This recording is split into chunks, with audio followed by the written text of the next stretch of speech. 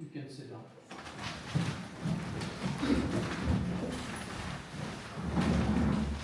Just a short reflection, because this is already the presence of the Blessed Sacrament, and we are not going to give a long lecture, but just a few thoughts on Jesus Christ, the same yesterday, today and forever, from the letter of St. Paul to the Hebrews. When was this letter written? Any idea?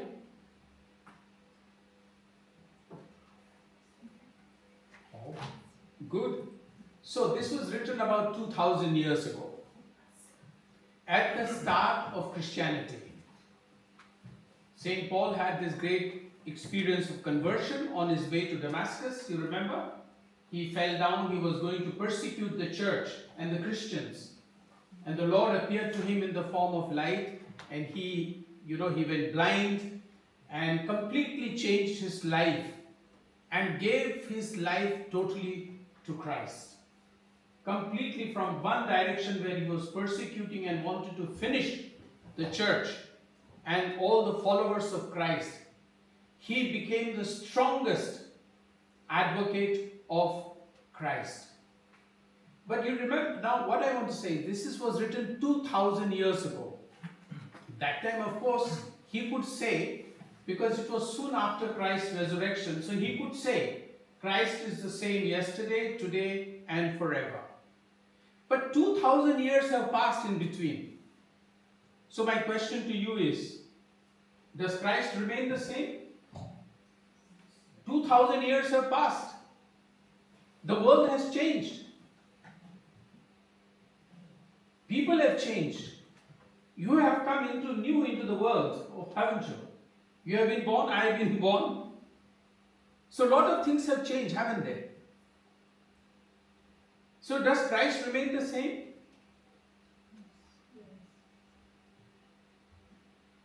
How? That could be a long discussion, but because I said we are going to not have much time, so I want to make it short. You know why this problem comes today? Because in the history of the 2000 years of church's history, a lot of things have changed. Yes, they have changed in the church itself. Why? Because there was no Protestantism that time. There were no Protestant churches. There were no Iglesia Ni Christi as in Philippines. There was no Mormon churches that time. Yeah? There were no Lutherans that time. There were no Methodists. That time we could say Christ is the same. Now what the problem is, lot of these new interpretations of the gospel, the pure word of God, is being interpreted differently. There comes one John Wesley, who started Methodist Church. He had one understanding, he begins. Then there are Presbyterians, there are Lutherans, there are Iglesia Ni Cristo, all kinds of different things. And each one is presenting a different type of Christ. And therefore it is important for us to follow this. That people are giving different interpretations, but Christ remains the same. And His presence is as it was. People might give different interpretations, but He remains the same. And where do we experience the closest presence of God? Where? Or how? Where?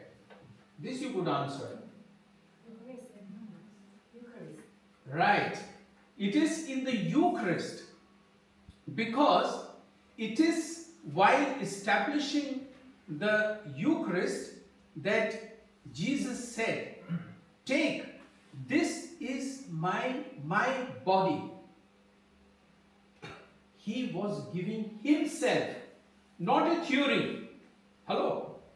He was not giving a theory. He was not giving a teaching. He was giving Himself. This is my body. Take and eat. You see, when you eat something, When you eat something, that becomes part of you. It is not like external. Now you are hearing what I am saying is external. It is coming to your ear and it may go out the other way. Right?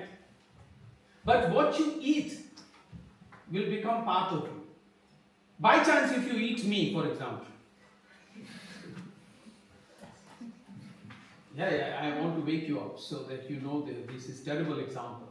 But what it means is that everything we eat becomes part of us.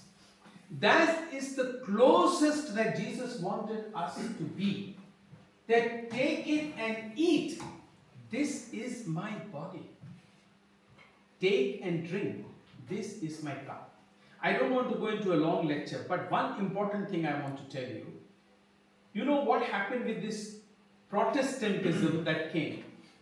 They started telling us that this is not real presence of Christ. Do you know the difference between Protestants and Catholics? There are many other minor things, like they don't venerate Mother Mary. Mother Mary is not important for them. And they think that is the biggest discovery they have found.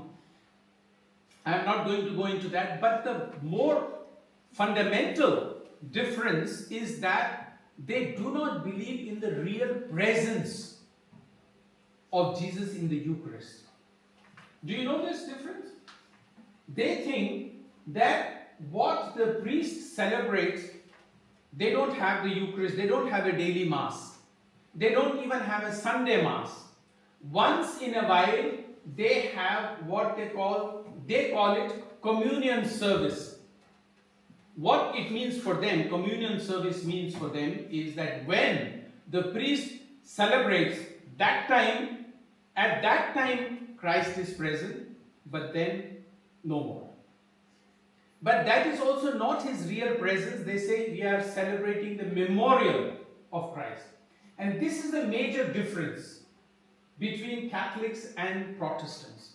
We believe that Jesus, not only there in the scriptures that he is the same yesterday, today and forever, but his presence in the Eucharist is real. We call it the real presence of Christ. I don't want to go very long, but I want to give you a very interesting, I don't know if you have come across this particular video on the YouTube. I was very fascinated by it. Why?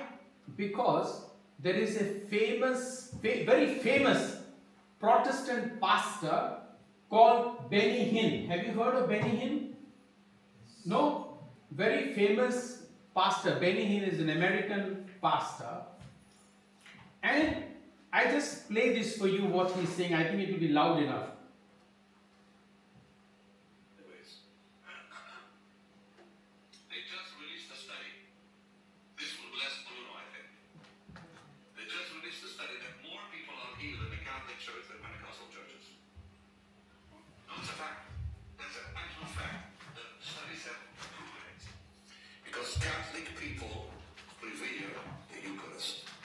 Did you hear that? Yes.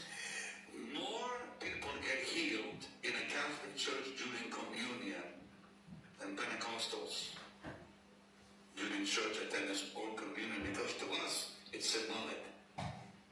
Well, Jesus did say, this is symbolic of my body. He said, this is my body.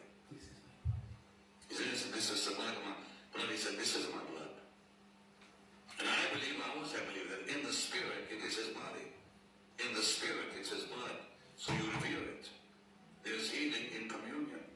There is a lot. You can hear this. This is on YouTube. Benny Hinn, a pastor, speaking about the importance of the Eucharist by Protestant.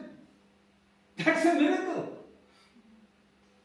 They are acknowledging now, finally, after so many years of rejecting, that there are more healings taking place in the Catholic Church because of the Eucharist than in the Pentecostal churches. But huge crowds go to these Pentecostal pastors to get healed. Of course, Christ, you cannot contain him in one church, Protestant or Catholic. What for us important is, and I congratulate Stephanie on others who have chosen the theme of the Eucharist for us and this adoration. In the end, how many of you have heard of Carlos Acutis? Not all. Carlos Acutis means something to you? Carlos Acutis? No? You? So tell me what you know about Carlos Acutis. Very good. Don't worry. Don't let them know. All I know is he was a very young Catholic. I think born in the 2000s. He was very, very young. And he was known for creating a website containing information about Christ and putting it also online. And he is the very first saint or upcoming saint. Already a saint. Oh, sorry. Yes. Okay. Not just about Christ. His passion was the Eucharist. He is known as God's influencer. Have you heard of this? God's influencer, Carlos Acutis, he died at the age of 15. And he is already made a saint by Pope Francis as a model for people like you. Between the age of 15 and 35, just a few months ago, there was a Eucharistic Congress in England. I just read the article 2 days ago where this girl, 17-year-old girl, maybe your age, I don't know, 17-year-old girl who was very interested in New Age. You know what is New Age? All new kinds of experiments with religion, nothing to do with God and with Eucharist, but New Age. And she was getting involved with all kinds of things and then got so addicted to mobile and internet and all that. And then her mother told her there is a Eucharistic Congress going on for the youth between the age of 17 and 35. Would you go there? She didn't want to go. She said, no, I'm more interested in I can see a lot in the mobile. And finally she went. And I will tell you what and then she went to confession. And I'll tell you in one sentence what the priest told her. The priest told her, Jesus has been waiting for you. And she burst into tears. Jesus has been waiting for you.